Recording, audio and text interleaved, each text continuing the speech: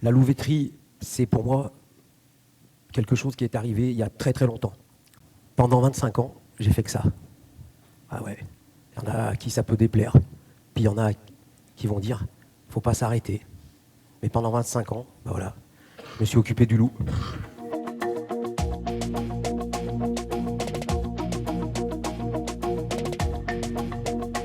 Les Suisses sont venus me voir parce que tout à l'heure j'ai entendu que vous aviez parlé des Suisses.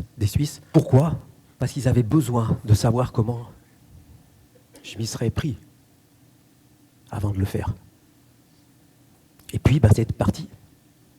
Il a fallu que je les trimballe un peu de partout, dans des stands, pour essayer différents calibres, leur apporter la preuve que tel ou un tel, ça pouvait fonctionner. Pourquoi ? Parce que je sais ce qui pouvait à peu près marcher et ce qui pouvait ne pas marcher. Parce que moi, je suis comme vous, hein. J'ai 2 bras, 2 jambes. Il a fallu que j'apprenne. Et quand ça ne marchait pas, je disais ça, c'est peut-être pas un bon truc. Pour pouvoir avoir des résultats. Ils sont venus, puis on a fait le tour. Et puis j'ai commencé à avoir des résultats. Parce que là, comme vous le voyez, c'était au mois d'octobre, novembre. Ils avaient 1 mois et demi. Donc tout décembre. Et là, je vous demande d'avoir une petite réflexion. Décembre. J'ai pas dit mai ou juin, où les animaux sont dans les parcs. J'ai dit décembre et mi-janvier, 1 mois et demi. 36 ou 38 loups abattus. Donc ce qu'on vous a dit tout à l'heure, c'est pas une utopie. Ils ont tout. Ils savent tout. Ils ont des pièges photographiques qui leur envoient à l'instant T. Et à partir de là, ils connaissent les passages. Donc on leur dit, il faut réguler. On régule. Les Suisses se sont autorisés, comme on vous l'a dit, à tirer quelques meutes. Parce que c'était des meutes dérangeantes. Mais vraiment dérangeantes.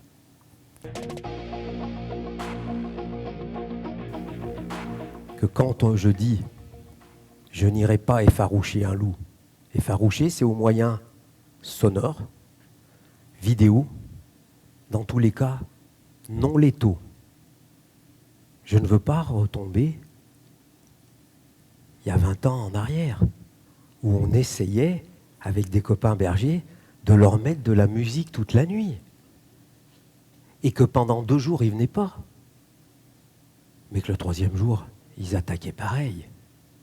Je ne veux pas continuer à penser que des moyens non létaux, tels que de tirer un coup de fusil en l'air, puisque moi j'ai vu des gens le faire, avec des bouteilles de gaz et des canons à grêle, parce qu'ils ne pouvaient pas sortir sans arrêt, et bien ils programmaient des coups de canon à grêle, en se disant, grâce à ça, je ne serai pas attaqué. Ben moi je vous le dis, j'y ai cru aussi, parce que ça fait beaucoup plus de bruit qu'un fusil. Ben ça ne marche pas. Ça marche 1 semaine. J'ai tiré au-dessus des loups pour voir ce que ça faisait. Oui, il s'en va pendant 3 jours. J'ai dit aux Suisses, réapprenons aux loups à avoir peur de nous. C'est gentil ce que je dis. Indirectement, ça veut dire refaites votre boulot. Vous êtes des bergers. Dans le métier de berger, il y a aussi la défense de vos animaux. Vous faites ça pour vos animaux, parce que vous aimez ça. Eh bien, Ça ne vous viendrait pas à l'idée de les laisser périr dans un incendie, vous allez essayer de les sauver. Ça ne vous viendrait pas à l'idée de les laisser périr dans une inondation, vous essaierez de les sauver. Alors moi je vous le dis, quand ils vous regardent comme ça, il ne faut pas avoir la chair de poule. Il faut avoir envie de sauver vos animaux. Parce que normalement, vous êtes entre vos animaux et lui. Et si vous ne faites pas ça, je suis con, hein, mais je vais aller jusqu'au bout de mon développement. Vous n'êtes pas là, vous ne faites pas le métier qui vous convient finalement. Il ne faut pas avoir peur. Aujourd'hui, on vous dit ça va être comme ça. Je ne crois pas. Ça dépend que de vous. Ça dépend que de vous.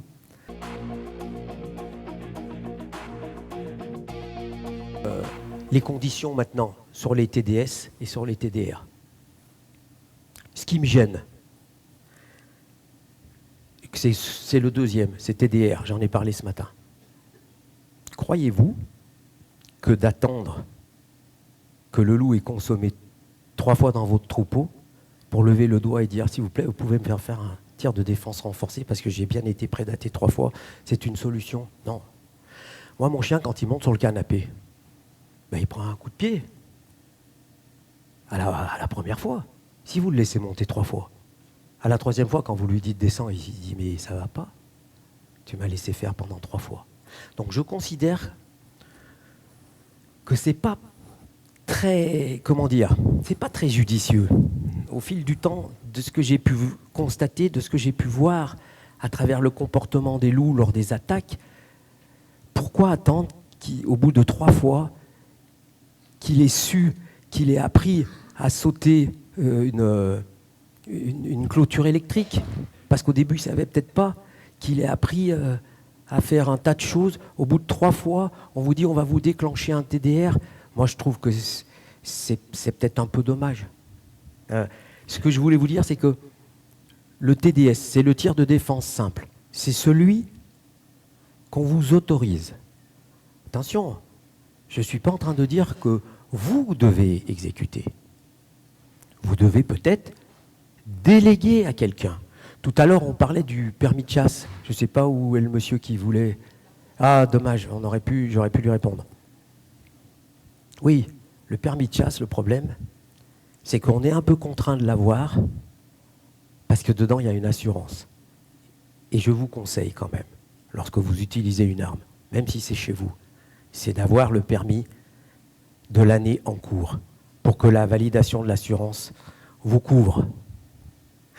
Ou éventuellement de déléguer cette façon de vous défendre contre le loup. C'est-à-dire si ce n'est pas vous qui vous mettez entre le prédateur et votre bien qui est le troupeau, ben vous pouvez confier cette tâche sans attendre d'être prédaté 3 fois pour pouvoir faire intervenir, en l'occurrence, un lieutenant de louveterie qui va venir sur un TDR. Et si vous n'êtes pas en Aveyron, eh ben on va vous obliger en plus d'avoir au moins 2 moyens. Sur les 3, le berger, le chien patou, la clôture électrique. On vous dit 2 sur les 3. C'est tout. Là, aujourd'hui, il y a une grande majorité qui est dans une zone difficilement protégeable où vous pouvez aller directement dire « je veux mon tir de défense ». N'attendez pas d'avoir été prédaté pour être sûr que l'animal est bien par là, puisque je pense que je ne vais pas vous apprendre qu'il est là. Donc ça, c'est important. Petite remarque sur la photo qui est là, c'est juste un éleveur ou une éleveuse, je ne sais plus, qui a pris ce loup, qui observait. Quand ils en sont là, c'est que ça fait très longtemps déjà qu'ils sont sur le territoire. C'est qu'ils n'ont pas peur des gens qui vont les photographier et qui sont en phase, ce qu'on appelle d'observation, pour voir si peut-être un jour il viendra sur ce site pour faire une prédation.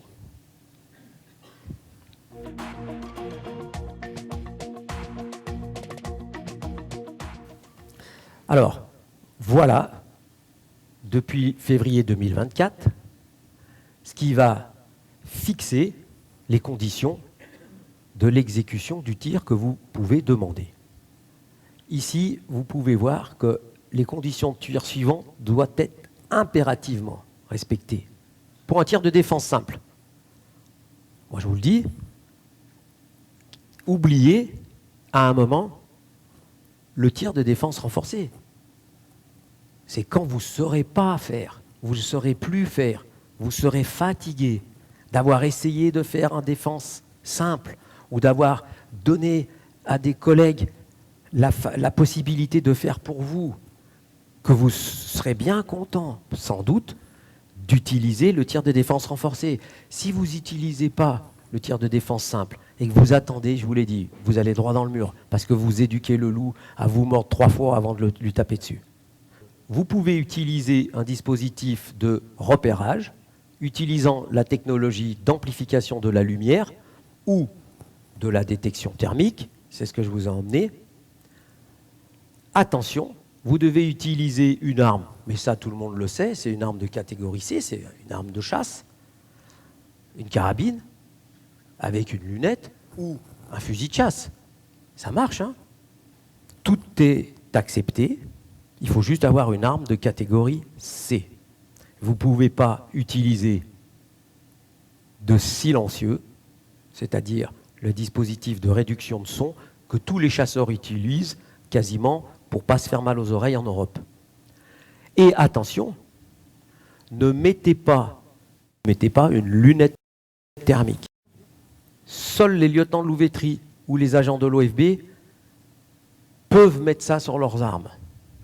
Donc, aujourd'hui, vous devez comprendre que vous pouvez utiliser des moyens légaux et quand vous allez regarder dedans et que vous allez vous dire mais c'est vrai, on voit la nuit. Ben, c'est vrai, c'est la même chose que je me suis dit quand j'ai essayé la première fois. Il y a 15 ans de ça. Donc, je vous le dis, c'est très important pour vous. Vous devez sentir que vous avez la possibilité de pouvoir réaliser le tir de défense simple. Vous passez votre permis ou vous déléguez. Pour ceux qui ont le permis, vous vous défendez avec votre carabine de chasse et puis vous ne mettez pas le silencieux et surtout vous ne mettez pas une lunette thermique sur votre carabine. Par contre, vous regardez dans vos jumelles de nuit ou dans votre monoculaire de nuit, c'est fait pour ça. Après, vous éclairez avec un phare. C'est très très important.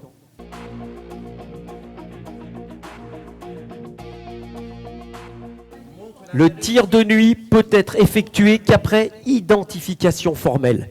C'est pour ça que je vous dis. J'ai entendu tout à l'heure que les gens en profitaient pour dire « Ah mais on n'arrive pas bien à voir si c'est un loup ou si c'est un chien » dans une monoculaire ou dans une paire de jumelles thermiques. Ben, vous, ce n'est pas votre problème. Parce que vous, quand vous allez voir avec le matériel thermique, derrière, vous le posez et vous éclairez votre phare. Parce que dans le phare, vous êtes capable d'avoir une identification formelle de la cible et de son environnement à l'aide d'une source lumineuse. OK ?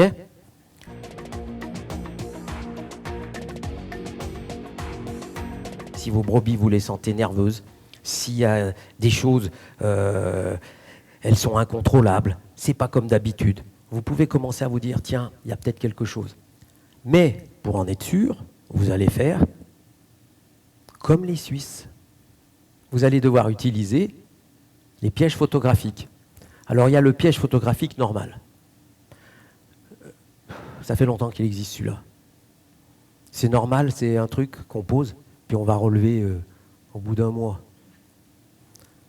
Moi, je vous le dis franchement, ne perdez pas votre temps avec ça. Je l'ai fait. C'est peine perdue. À quoi ça va vous servir de savoir que peut-être il y a un mois en arrière, il y a un loup qui est passé à côté de votre troupeau? Donc je pense qu'il faut avoir des pièges photographiques, et vraiment, je le pense, il en faut. Mais il faut des pièges communicants. Les indices, les traces, les crottes, les hurlements, toutes ces choses-là, apprenez à déceler tout ce qui se passe autour de chez vous.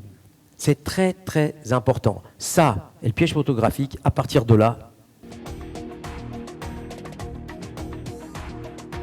l'essentiel, c'est qu'on l'a vu tout à l'heure, la demande de tir a été faite. Vous avez celui qui tire a un permis en cours de validation. Et puis, vous avez une arme de catégorie C que vous avez là, et vous allez utiliser tout simplement moi c'est ce que j'ai, c'est des monoculaires pour l'observation. C'est ce qu'on vous dit. Vous avez le droit d'utiliser du matériel comme ça, des monoculaires d'observation. J'observe avec ça. Le loup vient. On vous dit, n'observez pas à 4 km de votre troupeau. Vous êtes, souvenez-vous, tir, défense simple. Donc je suis en défense de mon troupeau. Pour défendre quelque chose, il faut être capable de le voir. Donc je surveille mon troupeau avec ces monoculaires. Et derrière, j'ai analysé que c'était un loup, mais on me demande de le vérifier. C'est pas la même chose, c'est pas du tout la même chose pour le lieutenant de louveterie qui pourrait, lorsqu'il aura une lunette de tir, et voilà, j'en viens à ce que vous me posiez comme question, cette lunette est tout à fait normale. C'est une lunette de chasse. La lunette thermique est une lunette qui va vous permettre de voir la nuit. Celle-ci, non. C'est une lunette de jour qui va vous permettre de tirer la nuit lorsque vous allez y adjoindre une lampe de poche. Une lampe. Bon, moi, sur celle-ci, j'ai mis un petit truc qui vous permet d'éclairer à distance. Et puis, j'ai un aimant, parce que je m'en sers aussi, de lampe de poche, pour aller chercher, une fois que j'ai tiré. Vous prenez ça, vous le mettez sous votre canon. J'ai volé 2 élastiques à cheveux à madame, j'ai mis ça là, et puis j'observe. Je me dis, ah, mais ça, c'est un loup. J'en suis peut-être pas sûr, parce que ça va être pour vous les premières fois. Alors, qu'est-ce que je fais? Je prends mon fusil à lunettes, et puis à un moment, j'éclaire, et puis je regarde. Ne vous inquiétez pas, mon arme est vide, il n'y a pas de culasse. Donc, ce qui est interdit, c'est ce qu'ont les chasseurs, le réducteur de son, qui se met au bout. Donc, on l'enlève. On ne l'utilisera jamais. Je vous en ai emmené un pour vous faire voir, pour que vous mémorisiez. Je ne le mets pas. Je mets une lampe. Et ce qui est important, c'est de pouvoir observer avec les monoculaires. Des lampes, il y en a plein. On en a de toutes les sortes. Vous le savez, moi je continue à croire qu'une simple lampe suffit. L'essentiel, c'est de voir assez loin avec. Donc on a fait des tests, comme celle-ci. Hier, par exemple, on peut voir jusqu'à 150 mètres. Et là, regardez, c'est une lampe tout simple, c'est celle-ci. Faut se mettre, vous voyez le filet là. Il ne faut pas se mettre à 4 km de votre troupeau pour pouvoir le défendre. Hein. Mais il ne faut pas non plus se mettre dans le troupeau, parce que sans quoi vous ne saurez pas par où il va. Vous vous mettez sur un point reculé pour pouvoir avoir une vision d'ensemble de tous les angles sur lesquels on pourrait vous attaquer. C'est très simple. Et avant, pour en être certain, pour pas que vous perdiez votre temps, vous prenez, n'achetez pas des pièges photos, entre guillemets, on l'a vu tout à l'heure, hein, qui vont vous prévenir quand vous allez aller relever la carte. Prenez un piège communicant, ça c'est quand même mieux. 5 minutes après, vous savez ce qui se passe. D'abord, vous savez ce qui se passe pour voir quel animal est passé, puis vous saurez aussi s'il y a d'autres individus qui viennent chez vous pour pouvoir poser d'autres pièges photos. Ça, c'est important de le savoir, parce qu'il faut votre accord pour pouvoir mettre sur votre propriété un appareil photo. Donc, si vous donnez cet accord à personne, ça, c'est intéressant parce que vous pouvez en acheter un chacun, puis quand vous sentez une prédation, il faut appeler les copains. C'est comme ça qu'ils font. C'est-à-dire que vous en avez un, l'autre en a un, l'autre en a un, puis finalement, vous en mettez 3-4 autour de chez vous, autour de votre troupeau. Parce que c'est à votre tour aujourd'hui que peut-être le loup va vous faire quelques misères. Donc c'est hyper important. Donc pensez aux pièges photos plutôt des pièges communicants plutôt que des pièges non communicants. L'arme, vous l'avez, c'est celle-ci. C'est un gars qui l'a portée hier. On voit très bien qu'il est à proximité directe du troupeau. On reconnaît le filet. Il a observé avec le monoculaire et maintenant, il éclaire pour voir ce qui se passe. Je vous demande, je sais c'est compliqué quand on est éleveur, d'aller plus tôt en journée, avant. Il ne faut pas croire que vous allez partir à 22 heures, il fait nuit, et puis dire c'est bon, je vais m'en sortir. Pour éviter, vous avez toujours une paire de jumelles avec vous, et vous y allez 2 jours. Ça va vous éviter de voir que dans la nuit, mais qu'est-ce que c'est? C'est quoi? Mais c'est une toile de tente. Ah ben ouais, on est en plein été, il y a des gars qui font le tour, je ne sais pas comment, mais ils sont là avec une toile de tente, et vous avez votre troupeau pas très loin. C'est quand même mieux d'établir un périmètre de sécurité avant que vous utilisiez une arme de nuit, parce que dans la nuit, vous ne les verrez pas. Surtout les nouvelles toiles de tente, souvent elles ont un peu de protection aluminium, comme les couvertures de survie. La caméra thermique va vous faire quelque chose de tout noir, vous ne verrez rien du tout. Donc c'est hyper important de connaître les distances aussi. Parce que la nuit, vous n'aurez pas cette notion. La notion de la distance, les chasseurs, pour vous le dire, elle change énormément la nuit. Donc, quand on vous dit que vous avez une lampe qui va aller jusqu'à 150 ou 200 mètres, ça suffit. Ça suffit. N'allez pas tirer sur un loup qui serait à 400 mètres. Hein. C'est peine perdue. C'est pas sérieux. Donc, les pièges photos, quand vous les mettez, observez l'animal. Là, regardez comme il vous regarde. Et il s'en va. Qu'est-ce que vous avez fait? Vous avez fumé votre clope. Vous avez laissé le piège sur le buffet à la maison. Il y a des odeurs. Vous allez l'installer sur un arbre. Vous n'y êtes plus. Sauf que vous avez vu comment il a fait. C'est tout bête. Quand ils font ça, c'est pas très... Regardez. Il est classique. Il marche normalement. Il ne court pas. Hop. Ouh là là. Je sens quelque chose sur un arbre. Je me taille. Ça, c'est pas bon. J'arrive. J'ai les mains qui n'ont pas fumé. J'ai pas le sapin de Noël dans la voiture. Parce que sinon, mes mains, elles sentent. Et quand j'arrive, avec les herbes, je te dirais toujours, avec les herbes locales, j'en prends un fagot. Je me frotte les mains. Dans tous les sens. Comme si je me lavais pour la Covid. Et seulement après, je prends mon appareil photo et je vais le fixer. C'est tout bête, mais vous n'aurez pas ça. C'est important. Et pour que ça fonctionne, j'ai beaucoup d'agriculteurs qui m'ont demandé d'aller au stand de tir. Parce qu'une fois que vous avez votre carabine de chasse, une fois que vous avez acheté un monoculaire, ça vaut 1200, 1300 euros, que vous avez mis un piège ou vous en êtes fait prêter un autre ou un autre par un copain qui lui aussi a acheté, ben vous vous dites, je commence à avoir le matériel. Comment faire si vous voulez le faire? Pour bien le faire, pour essayer de mettre toutes les chances de votre côté. Parce que vous n'êtes pas tous forcément des chasseurs. Je le sais, je sais de quoi je parle. Mon père n'était pas chasseur, mes oncles n'étaient pas chasseurs. Donc, je suis comme vous, j'étais vraiment novice, sauf que je venais du tir. Donc, les paysans m'ont demandé de pouvoir les aider à faire en sorte, tous ces éleveurs, qu'ils se défendent. Parce qu'ils ont bien compris, ce qu'on disait un peu en aparté au début, c'est qu'on n'est jamais mieux servi que par soi-même.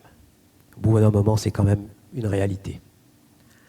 Donc, maintenant, vous aurez quelques photos et je suis prêt à entendre toutes les questions auxquelles vous souhaitez que je puisse y répondre, en tout cas du mieux que je puisse. Oui.